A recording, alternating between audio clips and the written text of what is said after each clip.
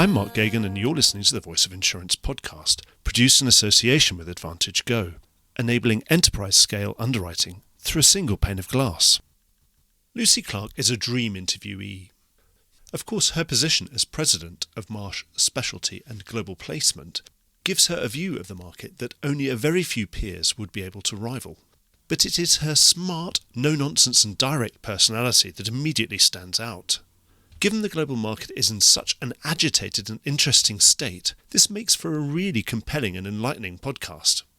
Lucy is a breath of fresh air and a really lively and charismatic interviewee. If I was a client, I would love to have her fighting my corner with underwriters. I'm really glad to get her on the show and highly recommend this episode to anyone wishing to navigate the late stages of this extremely challenging hard global insurance market. Enjoy the podcast. Hi, I'm Rick J. Lindsay, Chairman and CEO of Claims Direct Access, otherwise known as CDA. We all read about the claims nightmares in the United States of America, social inflation, nuclear verdicts, and the sky is falling. Hardly a day goes by without the news of reserve strengthening at major carriers. However, it's not all bad news. In the United States of America, we have the best legal system in the world, which allows you to fight frivolous claims and litigation and come out on top. In this kind of environment, you must get smarter about how you handle your claims and who your partners are. You have to move fast and be robust. CDA has been handling claims for over 40 years nationwide and has a team of 46 claims professionals, including 12 highly skilled attorneys and litigators. We have handled cases for major Lloyd's syndicates since 1994, as well as U.S.-based major carriers, and have closed over 70,000 claims since 1994 nationwide. Not settling frivolous litigations is a must. CDA Claims Service means going the extra mile, handling claims quickly and vigorously with a proactive approach. Why not get in contact now to see how CDA can do the same amazing work for you and your partners that they do for me every day?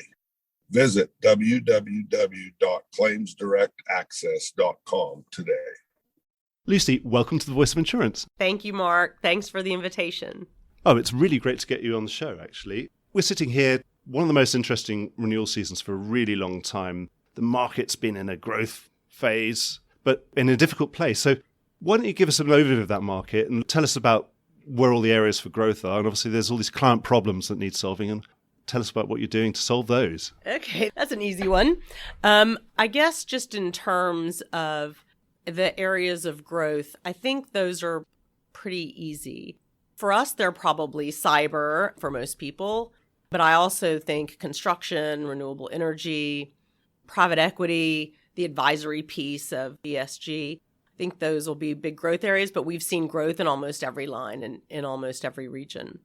And I expect those trends will continue throughout 22. In terms of problems or maybe challenges in the market, I guess I always call out pricing first. That is a real challenge for our clients. And probably we publish this thing called Global Insurance Market Pricing Index. So in the third quarter, that was our 16th straight quarter of pricing increases that we track. So I think, 4 years of pricing increases, that is brutal. And the trend is moderating, so that's good. I think the top quarter was the fourth quarter of 2020. That was 22%, 18 in the first quarter, 15 in the second, 15 in the third, and probably we'll see a decreased number when we get the data for the fourth quarter. But our kind of perspective on those pricing increases for our clients in probably one of the most stressful environments that they've ever been in, enough is enough on those. And so we're pushing back really hard on those pricing increases. So would you say that clients have kind of had enough now? 100%. Yeah. Because it's probably 16 quarters is one of the longest periods of hardening. I always remember hard markets as being brutal, but usually quite short. Yeah. Double everything, and then at least then we can start easing off again. Yeah, I think brutal and long is not a great combination, and the timing, it's difficult for our clients. And you've seen clients making decisions with that, right? You've seen more activity in captives, people buying less limit or taking higher retentions or doing whatever's required to mitigate the impact on them. So that pricing environment, that's a big focus for us. So cyber's one of the ones you mentioned. So I think people would say that's the most dislocated market. Again, with a business like Marsh Specialty and Global Placement, you've got a lot more tools than other brokers at your disposal. And I always remember historically the MMC companies have, when we've had really bad dislocation, have been able to be joined up and almost even go to the point of creating. We created what's now the Bermudian market through MMC Capital back in the day. Obviously, when there's a shortage of capital, are you connected now to try and solve some of those capital shortages? So maybe I'll back up just a second and pick up the cyber question that you raised. I mean, one, is it really dislocated or is it just differentiated? It is. It seems to be there's some of the... Yeah. We've had a lot of miscommunication about this. Certainly at Lloyd's, I was involved in sort of fighting with people on social media saying, well, Patrick Tiernan was saying actually there's going to be exposure growth for plenty, but actually there's a bit of a clear out of some of the other ones who were just tagging along and weren't really adding any value. Yeah, and I mean, I think those comments from Patrick Tiernan were, moderately encouraging, but a little bit more capacity won't fix this. And, I think the last 24 months, it's really a combination of real dramatic price increases, coverage restrictions, severe capacity pullback. And, for our clients, that's really an untenable combination. And so if we were to continue on that same path, the market will have a credibility issue with that cyber product. It's a critical line of coverage for our clients to buy. They want to buy it. But if we're on this path, self-insurance will have to be an option. With the big clients of the sort of that you'll be dealing with on a day-to-day basis, presumably, it suddenly becomes you don't have meaningful limits to offer them anymore. It has to be meaningful. And in terms of creating capacity, actually creating capacity for cyber is one of the highest priorities.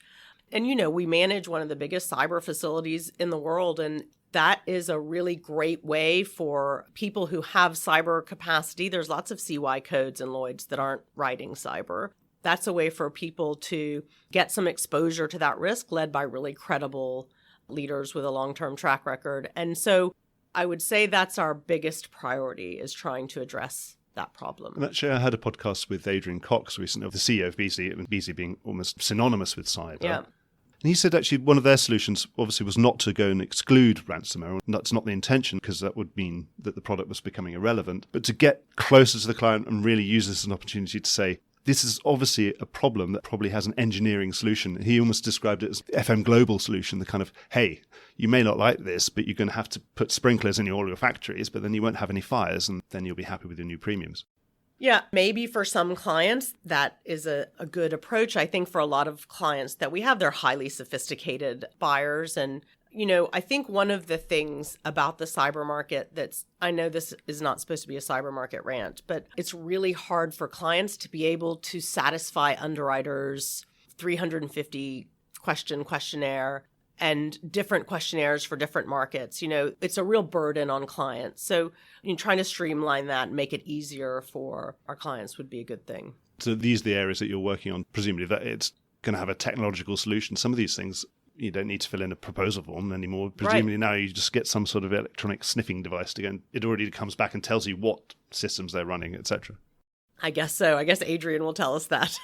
But so do you think that there's some end in sight in that some of the cyber players, or sort of we're at this differentiating point between the ones who are going to be backed into the future and the ones that probably aren't, have had that capacity withdrawn?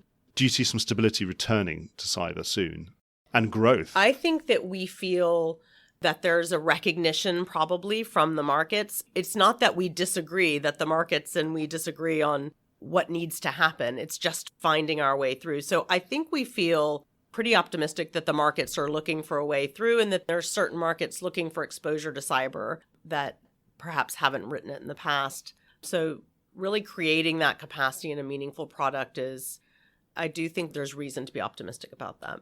So then it'll be something that will go back to growth and exposure growth at some point. You've got a feeling that the good I'm not players sure will... the bad part's done. We may have to go a bit further and see the reaction of clients to really get the results that we need from the market. Because presumably there have been some clients who wouldn't really want to fill in a big form, who in this softer market, when everything was sort of growth a go-go, over the last 5 years wouldn't have had to give a lot of information because they're able to get quite a lot of cover without having to give any information. Presumably, we'll flush those people out to say, well, now you do have to say exactly what systems you're running and what you do and what are your risk management, hygiene practices, etc. Yeah, I think we're past any idea that a client might not need to give very much underwriting information. Like, they're happy to do that. It's just being able to do that in a uniform way so that they're not replicating the exercise with every market in a slightly different way. Oh, it's so boring, isn't it? Yeah. When you get a client to answer 40 questions and then you get a new question, it wasn't even on the proposal form. Yeah, You think, and it's that is the kind of vibe, right now in a market that's already a very stressful experience for people. Yeah, so you're saying clients have had enough of this kind of death by 16 cuts. What are the other hotspots or difficult spots where there's pain points? I would say maybe two other broad categories. So cyber is really specific. But if I could say the things that are hard for clients and pick a couple of points, I would probably choose, we're not sure that we're getting the kind of differentiated underwriting that we would like to see, right? We've talked about 4 years of broad increases, and it feels like there's a wish to impose certain levels of increases on certain classes. And so getting that differentiated underwriting focus is really important. So I don't think we've got enough of that. We're trying to do as much as we can in terms of data and information to support underwriters, right, in making those kind of decisions. So that's a real frustration, that differentiated underwriting piece. And probably I would also add in a more broad category is this imposition of broad exclusionary language. So obviously I'm thinking about communicable disease, silent cyber, the new climate change exclusion, and imposing this kind of exclusionary language has the potential to cut out big swathes of coverage unintentionally. And so our focus is really on preserving those fundamental coverages for our clients. But we have the situation where we risk losing coverage if we accept certain of these clauses. There's millions of different ones, and it's just an impossible position for a client to try to navigate different clauses from different markets. And so that is also a kind of fight back on the silent cyber and on communicable disease. That's a real focus as well. And some of these exclusions, they usually end up creating a new market, someone who will write it, but in a focused way, and saying, obviously, it's unfair on a property underwriter to suddenly expect them to become a cyber expert, but if you're doing the cyber alone property or whatever, is it going to create new classes? I guess that I would say to that, I really don't want our clients to pay twice. And so to me, I would rather get very clear what coverage we're giving and not giving, and not just create another market so that there's another tower of coverage to charge for. So that's a frustrating area for us as well. But then you're doing your job as a broker. You're being good advocates for your client. You're fighting all this stuff tooth and nail. But that sounds really, really interesting. What else is going on? There is some differentiation at a very high level, it seems, in the early reports about the reinsurance renewals, seeing much softer, relatively, conditions for casualty in the US. We're seeing increasing ceding commissions. Very interesting. We'll see how that bubbles through to the market as those renewals then kick in and the effects of those renewals start being playing out next year. But then we're having a massive pullback on property cat, and European property cat having a big of a standoff, and obviously retro still having this drought. How's that playing out? Do you seeing that differentiation? Is the market more pro-casualty and anti-property cat, or is that just really, really too generalist? Because obviously when you get to your level, you're talking about really specific clients with really specific problems. But what about cat exposure, for example? Well, cat exposure is a tough area. And so I read something yesterday about exactly what you're talking about. Maybe it was your thing. Well, it certainly wasn't me. I would have probably just sort of retweeting some okay, great anyway. report. But today, I wouldn't say we've suddenly seen the casualty market ease up or the cat market get more difficult. But perhaps that will bleed into 22 when we see the impact on the renewals, when we start doing renewals at 1/1. But whether or not what happens in the reinsurance market has the direct impact we expect in our market, we're sometimes surprised. We expect something to happen and it doesn't. So I think there's a wide recognition that when people talk about rating adequacy, most people are there. And so we're expecting relief in the direct market, whatever happens in the reinsurance market. So you think everything's going to start easing off at this renewal, or do you think at some point in the future? Is it the last heave now? Easing off is so relative, isn't it? Because those numbers we talked about those price rises, 15% as an average in the third quarter is still a 15% rise. So I'm expecting the moderation trend to continue, but I don't think the bottom's going to fall out of it at this renewal season. So you're not seeing anything specific in things like casualty then? Because what the implication of that reinsurance renewal, that softer reinsurance renewal, is that clearly some underwriters at the very high at the food chain are less worried than they've said they've been about inflation and social inflation. Yeah.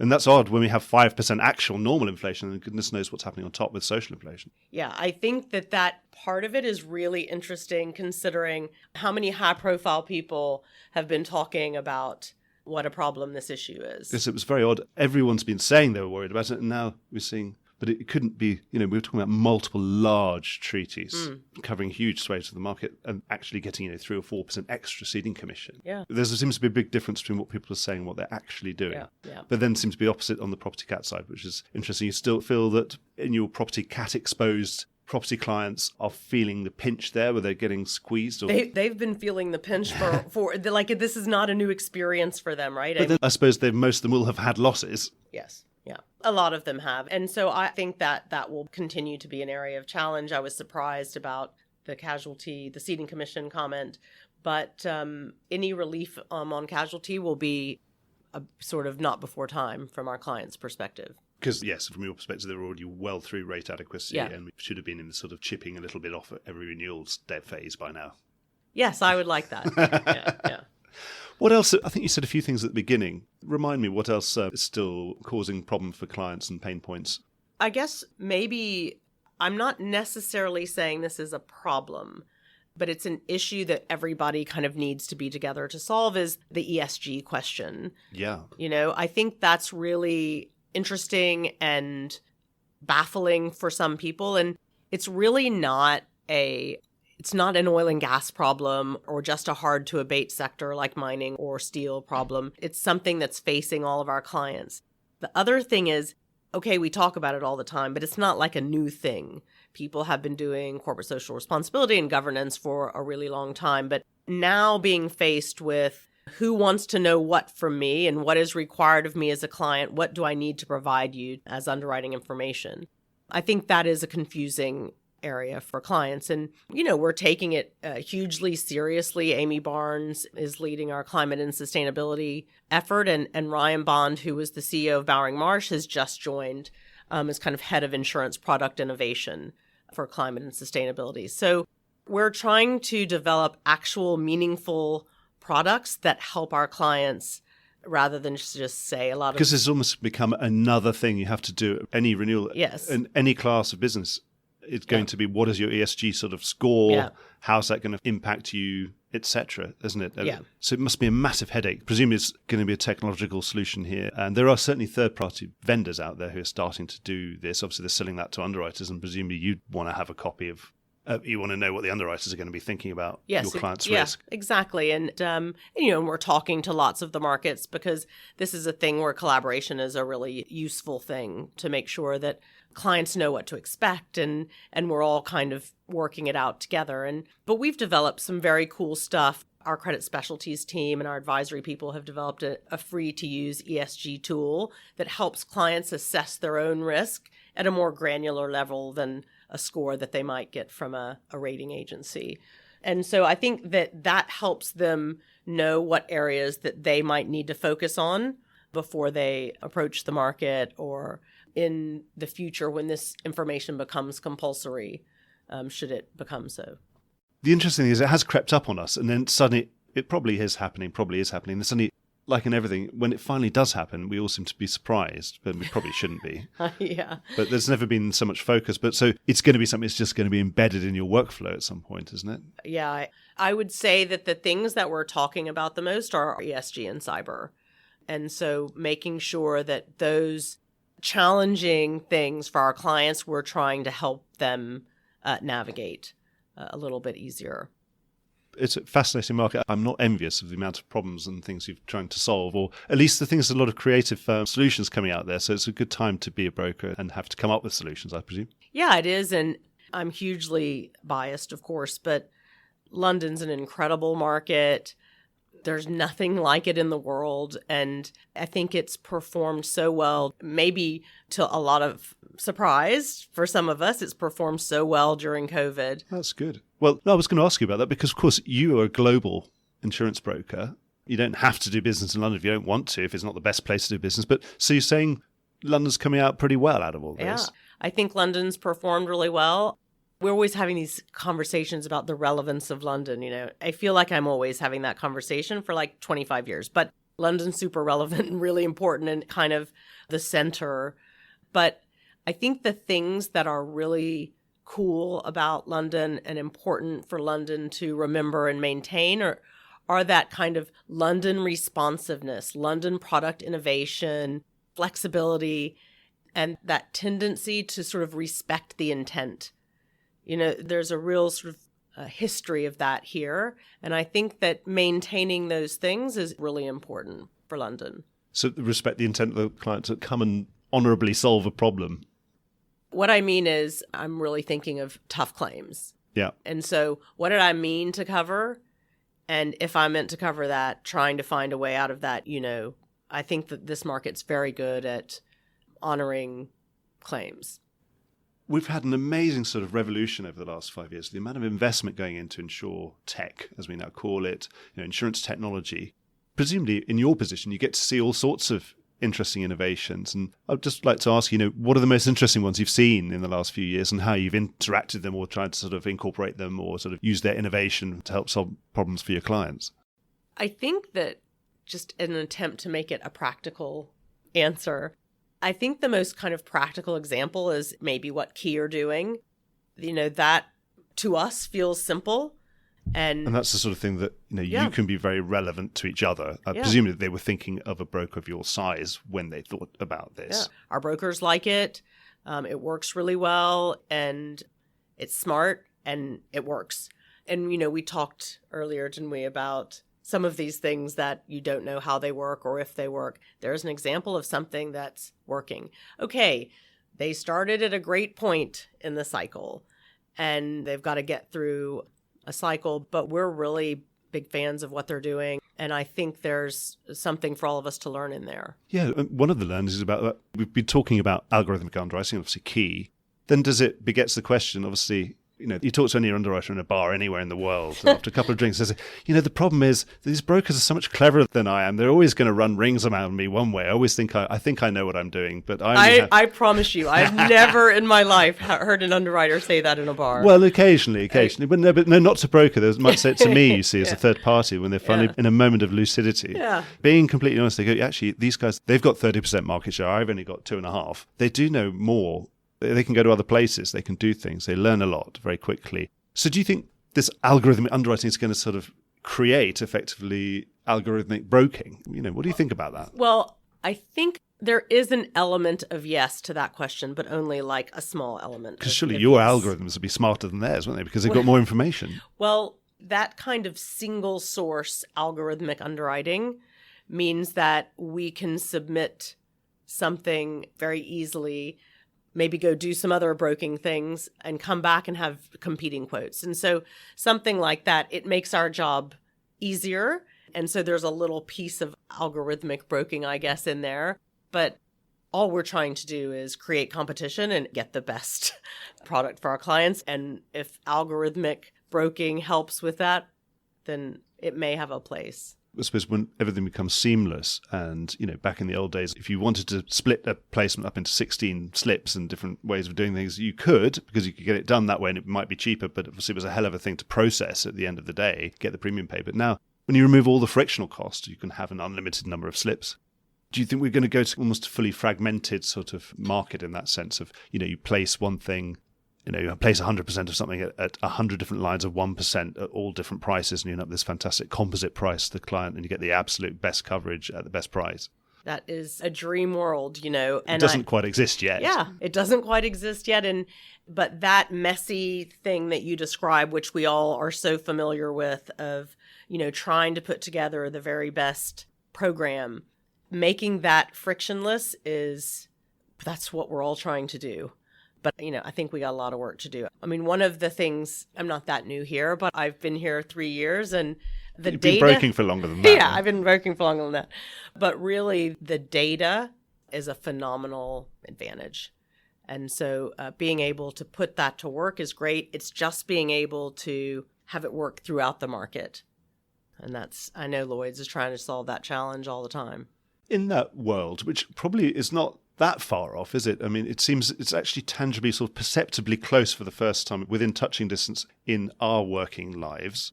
Does that ultimately, I had David Howden on the show last year saying, ultimately, is going to mean that there's no commission. We're going to be, go the way of stockbroking that we started $20, $25 a trade back in the old days. Then it went online and it was $7. And then now we've got Robinhood and it's $0. Do you think David said he's preparing his business to be that, to be ready for that world at some point in the future? So do you think, is that an inevitable trend that broking commission will trend to $0 and then you'll obviously have to go 100% fee? Yeah, I think that the clients will drive that outcome. Clients are always going to want our advice. And so how they pay for that advice, they'll decide that. You mentioned about, obviously, being only 3 years in this role. Yeah. And obviously that has come about as a result of M&A activity. I certainly got a sense when that deal got across the line and you were appointed that there was a tangible attempt to build something to, rather than impose one culture on another, you wanted to sort of take the best of both of those worlds and make a third culture that was something unique out of those. Do you think you've succeeded in doing that?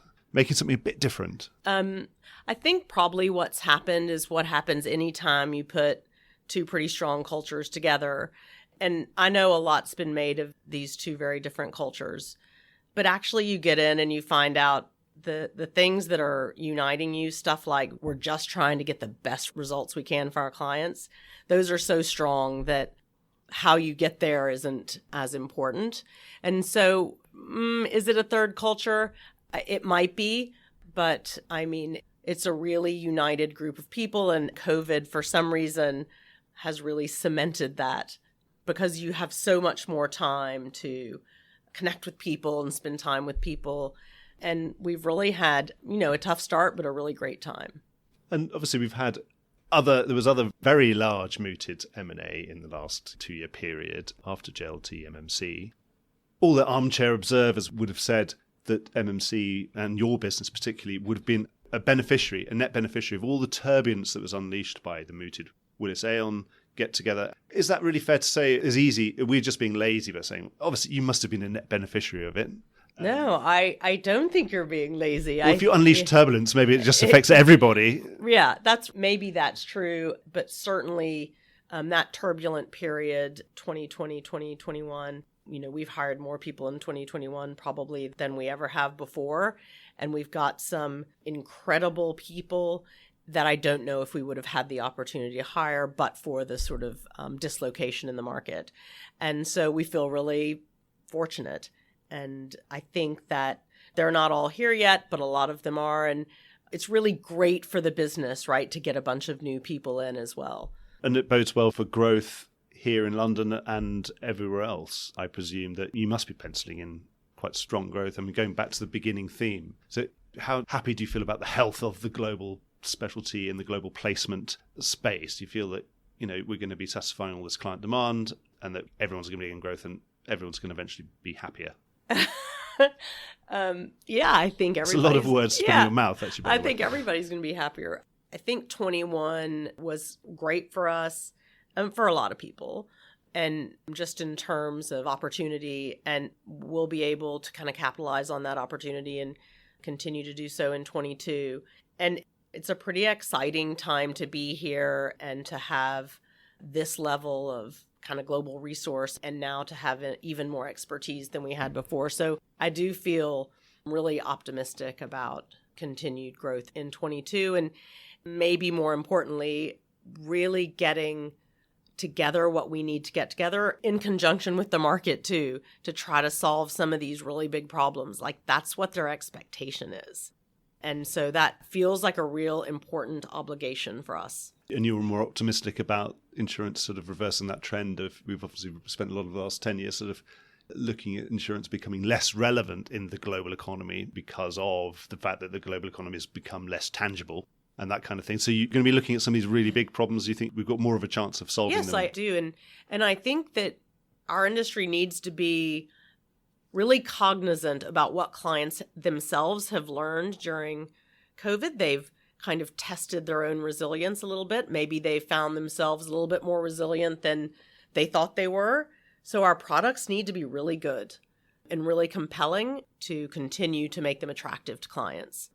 And so that's really our focus is, are these products the best products that we can sell to our clients, and are they solving an important problem? Yeah, with a good risk transfer at a reasonable price. Exactly.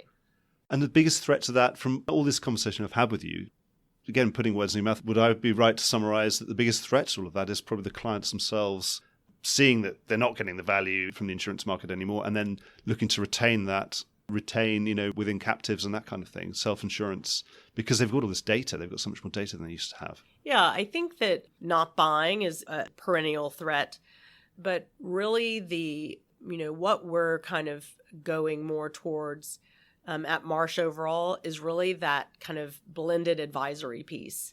And so, our clients are expecting so much more from us than the transaction.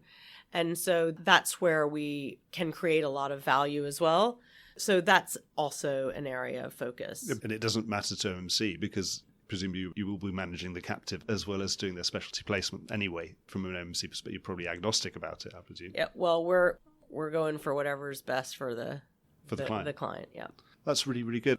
I've really enjoyed talking to you, Lucy. I wish we could go on for a bit longer, but I think you've got a meeting coming up, so I don't want to hold you back from that, because I think if it's a town hall, I think you should probably be holding it. So thank you so much. I've really enjoyed chatting to you. Yeah, me too. Thanks for inviting me. Thanks for coming on the show. All right. Well, I hope you enjoyed today's episode. If you did, don't forget to subscribe or leave a like or a review or recommendation on whatever podcast platform you used to access this program. These really help get the word out. Before we go, just a quick reminder that advertising slots are available here and in other places in the Voice of Insurance podcasts. Podcasting is the fastest growing medium and attracts a high quality audience of key decision makers.